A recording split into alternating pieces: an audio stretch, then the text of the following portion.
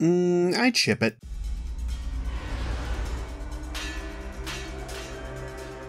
Hey everybody, it's your buddy Beard Grizzly.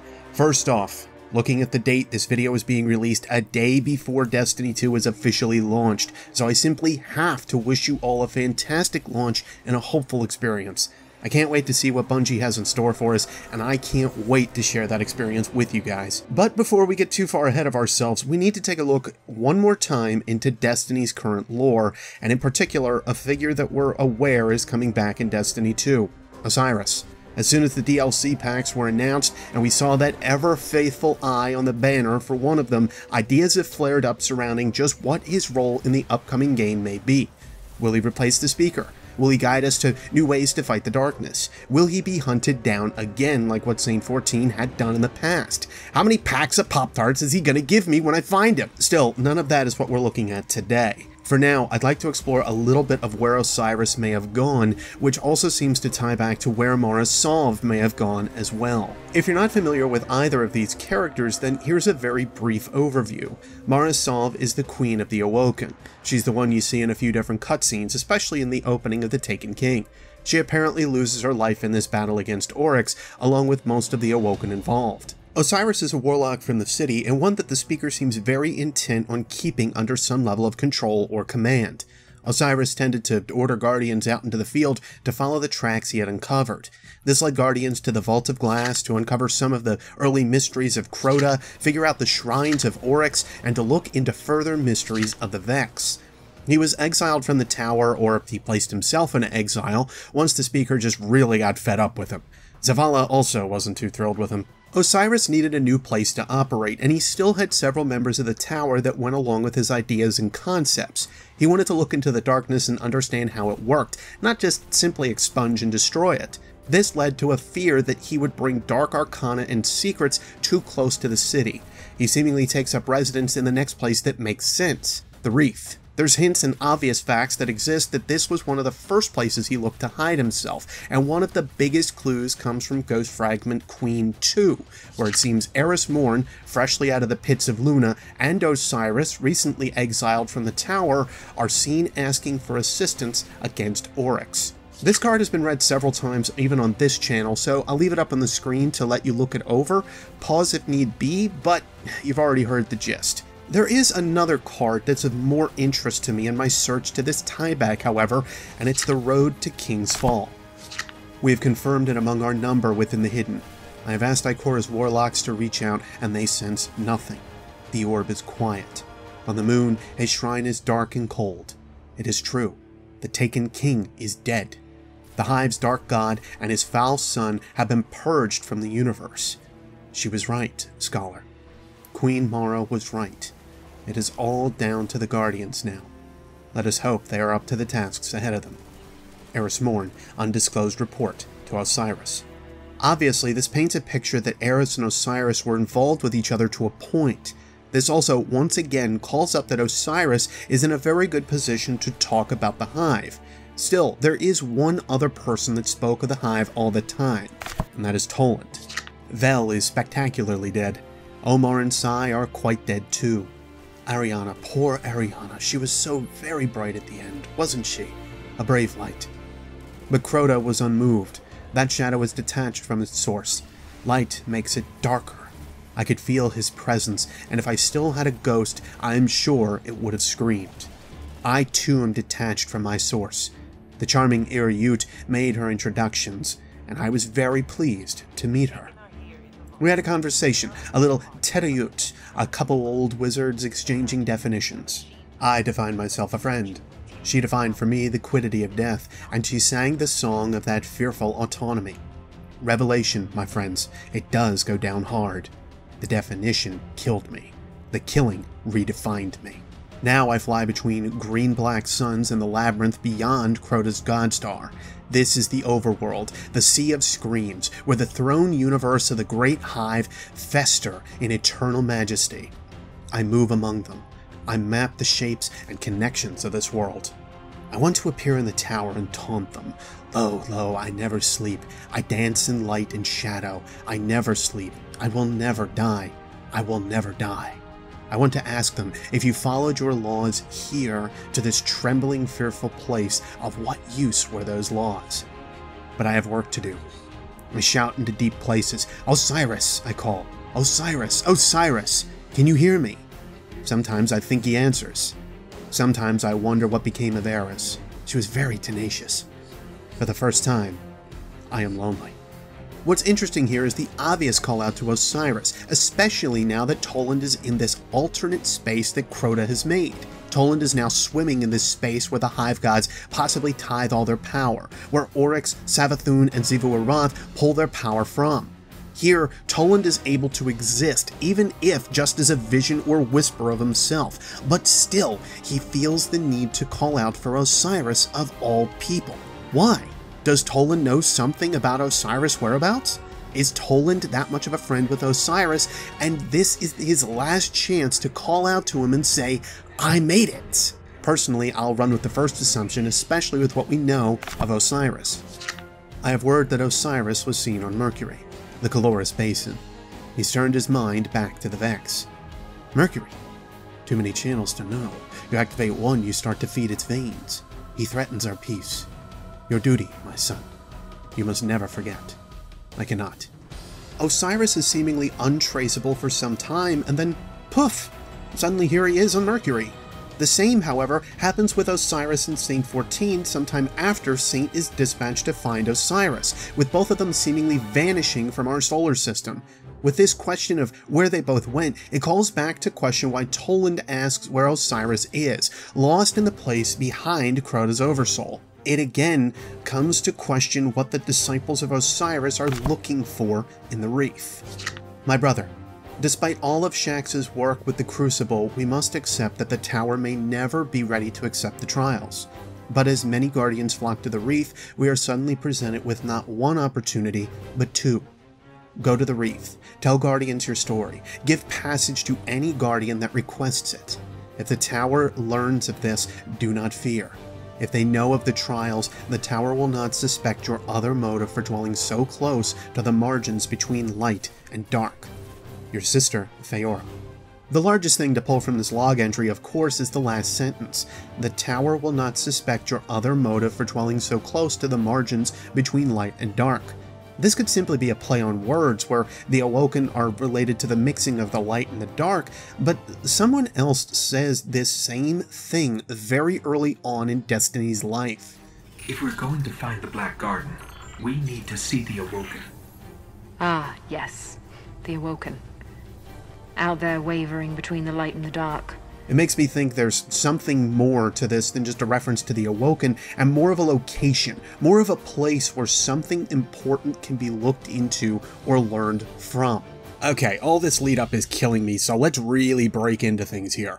The basis for my thinking stems back to Toland being able to survive within another kind of realm. He's able to reach out from this realm, as indicated in several grimoire cards and items through the Taken King, or at least we highly assume this is Toland. He communicates with Eris, us as the Guardian, and others. This means Toland still very much exists if this is him, but he's in another space. Again, this isn't atypical of Destiny, and we see this with the Hive and Vex already. We also know that the Fallen are able to take advantage of Vex tech and use it to pass through time as well, suggested by Skolas and the House of Wolves. This isn't all that far-fetched. What is far-reaching is how Osiris might be able to exist within this realm, or a realm, and learn to pass through it freely, and that is information we simply don't have an answer for. What we do know, however, beings of great power are able to live within a space between the stars, and seemingly create their own means of existence within these realms, indicated by the Hive Gods. That is, if we really want to push it that far. There's another being that exists within an alternate realm, and they are seemingly directly controlled by Mara Sov and the Teshiuns, the Harbingers. Harbingers have been a mystery to us since the first time we saw them. Where is it that they actually reside? Are they able to reproduce or build upon matter? How powerful are they, and how many truly are there? One thing is seemingly for sure, they pop up in a space from an instance somewhat similar to how the Vex pop up. Even still, push that thought away. Look at what the Harbingers apparently melt into. Telesto. Named after a moon of Saturn, the Telesto is a void-based fusion rifle. I brought it up a few times, but if you look at the Nova Bomb card, it is the only one that specifically states that void is the Traveler's light. If nothing else, it's a quaint connection, especially when you consider what the Coven or the Teshuns has stated about the Harbingers already, feeling they need to plant them into a dead thing. Especially if you relate it back to the Traveler reviving us with ghosts, it paints this very odd picture of ghosts being instilled with the Traveler's light and being able to revive us, comparing it back to the Harbingers. My point here is that void light is very much the Traveler's light. Ulantan, Osiris, Toland, and several other warlocks surmise as much. If Harbingers are, in fact, in some way related to the Traveler and its power, this creates a question of if they are unfinished ghosts, or something similar in that right. Plus, what Ulantan has stated about the Traveler passing through the void. This calls to question many things about Harbingers occupying the same space as the Traveler could. Perhaps I'm just really sidetracked, but this is just how many connections I started to find the further I dug into this. The Hive realms, Vex time realms, the realm that the Harbingers seemingly produce from, our ghosts seemingly as a throne realm that we have. There's a lot of alternative spaces that exist within Destiny's universe. Out there on the edge of the light and the dark is a secret that needs to be discovered, and I have this very large feeling that Osiris figured it out. Let's look back before the collapse to one of the first relations to the Vex and to Maya Sundaresh and the team of the Ishtar Academy. They rescued themselves from the inside of a Vex mind, 227 copies of themselves, untortured and undamaged. Those copies voted all unanimously to be dispatched into the Vex Information Network as explorers. The four of them set up the interface. Their stored copies wake up and prepare for the journey, so that as they work, they find themselves surrounded by the mental phantasms of themselves.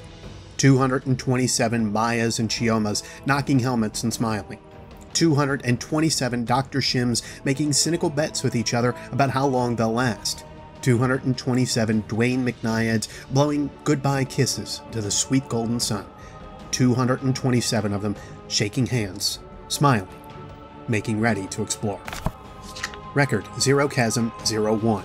Trial 1, Subject 1. Was an act of stupid loneliness. I used the device on myself because Silence for 8 seconds. I missed you. We hadn't been apart for more than a year since we met. I'm not a very good wife, am I? You write me every week, even with all Hyperion's work and all Hyperion's distance keeping you from me. And I act like it's not enough. We built the device in a mimicry of the Vexgate network system from Ishtar. An observatory, yes, but I think of it as a mind ship, capable of displacing its payload across space and time. The lab is cold and isolated. We're quarantined from the world physically and mentally. We can't send messages out. If we breach the Vex manifolds, even our words might transmit contagion. One night last month, I missed you, and so I thought I could look into the device and find one of the other Chiomas. I thought I could call out to one of the forks we sent out there to explore. I just wanted to send my love. Record 0 Chasm 52. I heard you, my love. I was at 6, oscillating on the event axis coordinated with a known manifold. I heard you. You were talking to me. Not me, but another Maya Sundaresh. You said, my love, so many strange things have happened, and it's been so long. We've come so far. Do you ever want to go home? And I said, not me, but the other me. I said, my love, I am always home. I'm resigning, my love. I'm done with this work, and I'm done with being apart from you. I'll see you again soon. I can't take this journal out with me, so I've left it for the others and asked them to continue my log. Maybe it'll become a tradition. The gospel of our little cult. Osiris found all these interconnections with the ways to enter Vex space. I'm guessing he found a way to create his own or exist within a portion of Vex space that may allow for him to be alone, or at least to hold power over an area, thanks to the findings that the mind-forked members of the Academy crew may have figured out. If nothing else, it paints a picture that they found a way to survive this Vex space. But still, this calls back to why Toland would ask for Osiris within the Hive realm. Was Osiris' true want to infiltrate realms and actually break down the darkness from within? Was that his ultimate goal? With the Vault of Glass seemingly being a way to break into the other Vex timelines, and Atheon being the thread that weaves them all together, with Crota and Oryx being powerful enough to create and live within their own spaces between the stars, with Crota cutting a hole to his own space only to allow Vex into Oryx throne worlds, it causes this question of how interconnected the spaces truly are. In either event, this still begs the question, what was Mara looking for of Osiris? Eris got what she wanted with killing off Oryx, with Eris supplying information about the Guardians to Mara. Osiris, on the other hand. Put simply, Osiris found a way to house more than just himself within this altered realm, bringing along Mara Sov and several others, some of which include the Tech Witches, to continue to discover more secrets of these realms in order to break the darkness from within, while we in the Tower battle without. Osiris was far from a simple thinker. Card after card paints him as a warlock that practiced multiple ideas and theories. With the assumption of him being a sun singer, however, this still paints this interesting picture of self-revival. Pulling that much light from the grave takes practice and a certain affinity to the light. What if that power was directed outward, just like that of a Hive Terror or the Dreadnought of Oryx? I'm simply speculating farther at this point. It does open up the door as to why Prince Uldren isn't able to feel Mara as closely as he did before. If she isn't within this realm that we generally reside in, then does that mean she's somewhere else? A small twinkle of starlight out in another realm of existence, too far to fully connect with, like she normally does with her people.